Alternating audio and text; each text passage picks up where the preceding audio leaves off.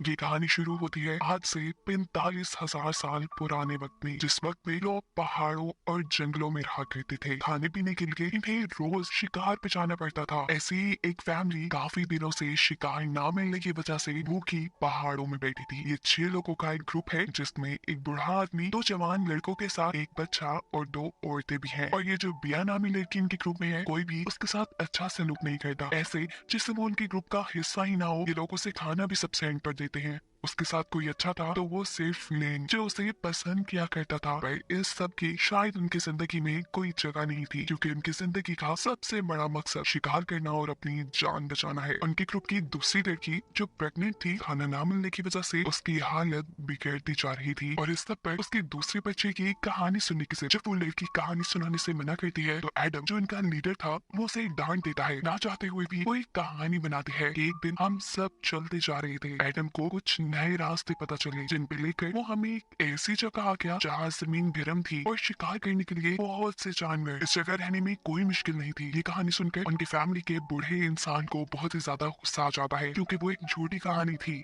जिससे उनके दिल में आस पैदा होती, और खुद इस बच्चे को कहानी सुनाना शुरू करता है इंसानों के एक ग्रुप की, मौसमों के साथ, जिनको अपने रहने का ठिकाना बदलना पड़ता था। ऐसे उन्हें लगातार शिकार भी मिलता रहता था, लेकिन एक दिन वो ऐसी जगह पे आ गए जहाँ से उन्हें शिकार मिलना बंद हो गया, या वो रह नहीं सकते थे। उन्हें आखिर एक ऐसी जगह का पता चला जहाँ गर्म पहाड़ थे, रहने के लिए उसमें गार जमीन भी खाना उगाती थी, और वहाँ शिकार भी बहुत था। बहुत सी मुश्किलों का सामना करके, दरियाओं को पार करके जब ये लोग उस जगह पहुंचे, तो इन्हें पता चला कि वहाँ ना तो कोई शिकार था और ना ही कोई खेत या दरख्त। शिकार नाम की तो दूर दूर तक कोई चीज नहीं थी। दरअसल ये आदमी अपनी ही कहानी इस बच्चे को सुना रहा था। ये कहानी सुनकर एडम गुस्से में आ जाता है, क्योंकि वही उन्हें यहाँ तक लेकर आया था। बूढ़ा आदमी एडम से कहता है, चिल्लाओ मत, हम जो इस वक्त मौत से लड़ रहे हैं सब तुम्हारी वजह से है। न खाने को कुछ है, न रहने के लिए कोई गर्म जगह, और उससे भी बढ़ के यहाँ शैतान है, तुमसे बड़े बड़े शैतान, जो एक ना एक दिन हमें ढूंढ कर खा जाएंगे। ये सब सुनकर एडम खामोश हो जाता है। सुबह होती है, ये लोग तेजी से खाने और रहने की जगह की तलाश में निकल जाते हैं। भूख से इनके जिस्म इतने कमजोर हो चुके थे कि आगे बढ़ना भी मुश्किल लग रहा था। चलते चलते पहाड़ियों के दरमियान में इन्हें एक बहुत बड़े जानवर की हड्डियां नजर आती हैं। हड्डियां ताजा लग रही थी और उसके ऊपर कोई गोश्त नहीं था। इतने बड़े जानवर के शिकार जरूर इससे बड़ा और भयानक जानवर ही कर सकता था, जिस जानवर के बारे में सोचते ही ये लोग खौफ से पागल हो जाते हैं। खैर, रात हो जाती है। ये लोग यही आग लगाकर रात गुजारने का फैसला करते हैं, और रात में इन्हें बहुत ही खतरनाक आवाज सुनाई देती है। ये लोग जानते थे कि ये आवाज उसी खतरनाक शिकारी जानवर की है। आवाज के साथ ही अचानक उन्हें वो बड़ा सा जानवर दिखाई भी दे जाता है। सभी लोग अपने आप को बचाने के लिए आग के पास खड़े हो जाते हैं, पर अचानक ही कोई अंधेरे में इनके ग्रुप के छोटे बच्चे को ले जाता है। एडम उसे बचाने के लिए जाना चाहता था, लेकिन बाकी सब उसे रोक लेते हैं, ये कहते हुए कि वो तो चला गया, लेकिन अगर तुम चले गए तो हम सब भी मारे जाएंगे। ये लोग सुबह होने का इंतजार करते हैं, और एडम सुबह होने पर बच्चे की तलाश में निकल जाता है। पाँव के निशानों का पीछा करते करते उसे रास्ते में ही एडम के कपड़े मिल जाते हैं, लेकिन कपड़ों पे खून नहीं लगा था, जिसका मतलब था कि एडम अभी जिंदा है। भागते भागते ये लोग पहाड़ियों के दूसरी तरफ जंगल के सामने पहुंच गए, और यहाँ से उन्होंने अंदाजा लगाया कि जरूर वो भयानक जानवर जंगल में रहता होगा। ये जंगल उनके लिए खतरों से कम नहीं था, लेकिन एडम अपनी पूरी फैमिली की जान दांव पे लगाते हुए अपने बच्चे को बचाने के लिए जंगल के अंदर चला जाता है। चलते चलते ये लोग जंगल में एक ऐसी जगह पहुंचे जहाँ बहुत से दरख्तों के दरमियान में हड्डियां ही हड्डियां पड़ी थी, साथ ही मरे हुए जानवरों का गोश्त। यानी ये वो जगह थी जहाँ पे वो बड़ा सा जानवर अपने शिकारों को रखा करता था। अचानक करीब से उन्हें एक बहुत ही तेज और बहुत ही भयानक आवाज सुनाई देती है। मतलब वो जानवर इनके बहुत ही करीब था, इनकी जान खतरे में थी। एडम इन सब से भागने को कहता है। तेजी से भागते हुए ये लोग उस जगह से काफी दूर तो आ गए, लेकिन अब किसी में भी हिलने तक की हिम्मत नहीं थी। शाम हो चुकी थी। वो आग चलाने की कोशिश तो कर रही थी, लेकिन डर के मारे उससे ये नहीं हो रहा था। बेचारी इतनी मेहनत करके आग चलाती है, और बदले में उसे क्या मिलता है? इस ग्रुप का बूढ़ा आदमी उसी के ऊपर इल्जाम लगाने लगता है कि ये सब जो हमारे साथ बुरा हो रहा है, ये तुम्हारी वजह से है। जरूर वो शैतान जैसा जानवर तुम्हारी ही खुशबू सूंघते सूंघते हमारे पीछे पड़ा। हालांकि बिया का तो इसमें कोई कसूर नहीं था। आग के चारों तरफ बैठ जाते हैं रात गुजारने के लिए। जंगल का अंधेरा तो पहले ही इन्हें डरा रहा था, और ऊपर से उस जानवर की भयानक आवाजें। वो जानवर इनके बहुत करीब था। उसे डराने के लिए एडम अपना वेपन उसकी तरफ फेंकता है, लेकिन जानवर की जब कोई आवाज उन्हें नहीं सुनाई देती, तो एडम समझ जाता है कि उसका वेपन उस जानवर को नहीं लगा। अब वो खुद उस जानवर को देखने के लिए अपनी फैमिली से दूर जाता है। इससे पहले कि वो इधर उधर किसी जानवर को ढूंढ पाता, एकदम से ही पीछे से किसी ने उसके ऊपर हमला किया और घसीटते हुए उसे ले गया। हमला करने वाला कौन था, क्या चीज थी, कुछ नहीं दिखाया गया। कुछ देर बाद जब एडम अपने ग्रुप में वापस नहीं आता तो लेन यानी उसका भाई उसे चेक करने के लिए जाता है, जहाँ जंगल के बीचों बीच उसे एडम इंतहाई जख्मी हालत में मिला था। एडम को घसीटते हुए वो उसे अपने ग्रुप के पास ले आया। उसकी हालत देखकर सभी परेशान हो चुके थे। जितनी तकलीफ में एडम था, ये सब उसे देखकर परेशान थे। कोई उसके लिए कुछ नहीं कर सकता था। इसीलिए यहाँ पे बिया उठती है और अपने पास मौजूद एक तेजधार पत्थर से उसे जान से मार देती है, क्योंकि यही एक रास्ता था उसे दर्द से निकालने का। जब दुखी थे, दुखी होने से ज्यादा उनके ऊपर भूख हावी थी। दूसरी लड़की की तबीयत भी ज्यादा खराब हो रही थी। बिया उनसे कहती है कि अपनी जान बचाने के लिए हमें इसे खा लेना चाहिए। ये सब एडम का ही गोश्त खाने लगे। बिया के जहन में यहाँ बस एक ही बात थी कि आखिर उस जानवर ने एडम को खाया क्यों नहीं, उसे जख्मी क्यों छोड़ दिया। जवाब बूढ़ा आदमी देता है और कहता है कि शायद वो जानवर हमसे उसकी जगह में आने का बदला ले रहा है। अपनी जान बचाने के लिए उससे माफी मांगने के तौर पर हमें उसे कोई बलि दे देनी चाहिए। ये सब कहते हुए उसकी नजर बिया पे ही थी। ये सब बिया को पकड़ लेते हैं। अपने आप को बचाने के चक्कर में बिया लैन को एक टांग मारती है, जिससे वो दूर जाकर एक पत्थर पे गिरता है। सर पे चोट लगने की वजह से वो बेहोश हो चुका था। एक तरफ वो बेहोश था और दूसरी तरफ बूढ़ा आदमी और दूसरी लड़की बिया को पकड़कर एक पत्थर के पास ले आते हैं। वो बूढ़ा आदमी जोर जोर से जानवर को ये कहते हुए पुकारने लगता है कि आओ ले लो तुम अपना बदला, ये लड़की तुम्हारी हुई। बूढ़ा आदमी बहुत बेरहम था। बिया के साथ साथ वो यहाँ अपने ही ग्रुप की दूसरी औरत को भी पास पड़े हुए एक जानवर के बड़े से सींग से मार देता है, क्योंकि ये लड़की प्रेग्नेंट थी और इसकी वजह से भी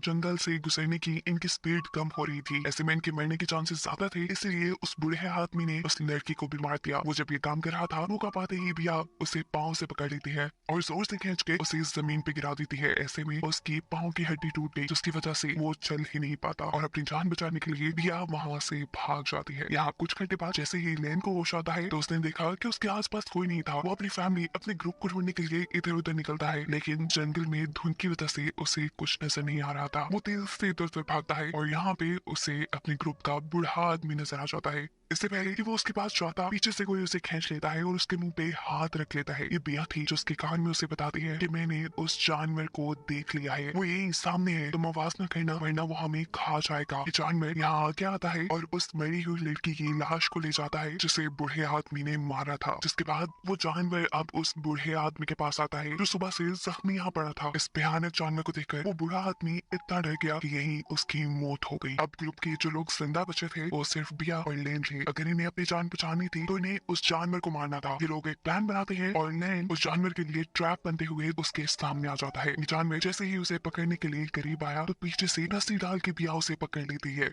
और निशा लेके जैसे ही वो उसे मारने के लिए सामने आई तो जानवर को देखते ही वो रुक गई, क्योंकि ये कोई जानवर नहीं था बल्कि उन्हीं की तरह एक इंसान था।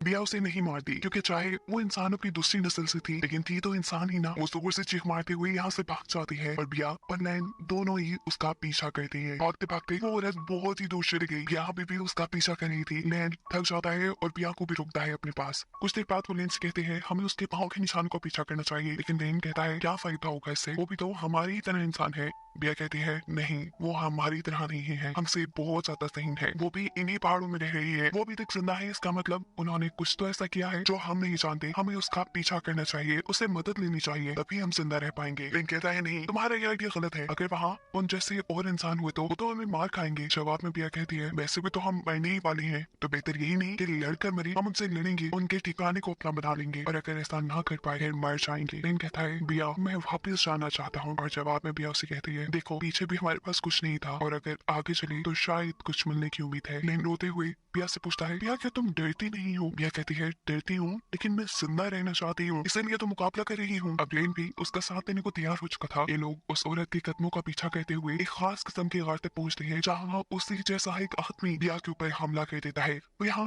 बिया का गला दबाकर उसे मारने ही वाला था, लेकिन बिया अपने पास मौजूद तेज धार पत्थर से उसी का गला काट कर उसी को मार देती है। इस सारी लड़ाई में बिया का एक एक हाथ भी बुरी तरह जख्मी हो चुका था। अब वो इस गार के अंदर आगे बढ़ते हैं और अच्छी बात ये थी कि इस गार के अंदर इन्हें अपने ही ग्रुप का एक बच्चा भी मिल चुका था, जिससे पहले ही दिन इन्हें इंसानों ने किडनैप किया था। इससे पहले कि बिया इस बच्चे से बात कर पाती, यहाँ पे वही औरत आ जाती है जिसके कदमों का पीछा करते करते ये लोग यहाँ तक पहुंचे थे। बिया घबरा जाती है, लेकिन फिर भी अपने इमोशंस पे काबू पाते हुए वो मिसाल हाथ में पकड़े उस औरत से लड़ने के लिए तैयार थी। इससे पहले कि ये लोग यहाँ लड़ते, पीछे पीछे लेन भी आ जाता है। लेन को एक मिनट के लिए समझ नहीं आया कि यहाँ हो क्या रहा था। इससे पहले कि वो कुछ समझने की कोशिश करता, औरत यहाँ अपने बड़े से वेपन से लेन को ही मार डालती है। जितने में वो ये काम कर रही थी, अपनी जान बचाने के लिए बिया यहाँ बड़े जानवरों की खालों में आग लगा देती है और खुद इस गार के ऊपर वाले रास्ते से बाहर निकल आती है। गार में धुआं जमा हो गया था, आग चल रही थी, जिसमें लेन तो मर जाता है, लेकिन अभी वो औरत जिंदा थी। इससे पहले वो मर जाती, वो भी उसी रास्ते से बाहर निकलने की कोशिश करती है जिस रास्ते से बिया और वो बच्चा बाहर निकले, लेकिन साइज में बड़ा होने की वजह से उसे यहाँ से निकलने में मुश्किल हो रही थी। ये बच्चा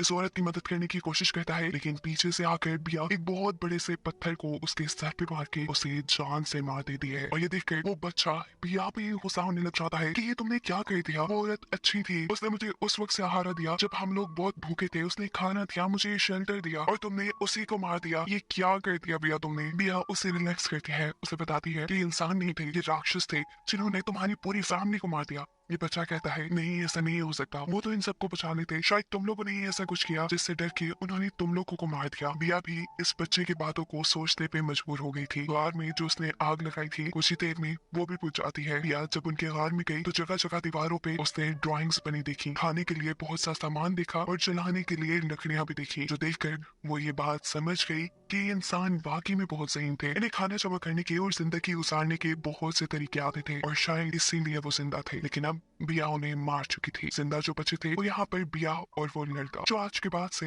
यहाँ रहने वाले थे। और इन्हीं को दिखाते हुए ये कहानी यहाँ खत्म हो जाती है।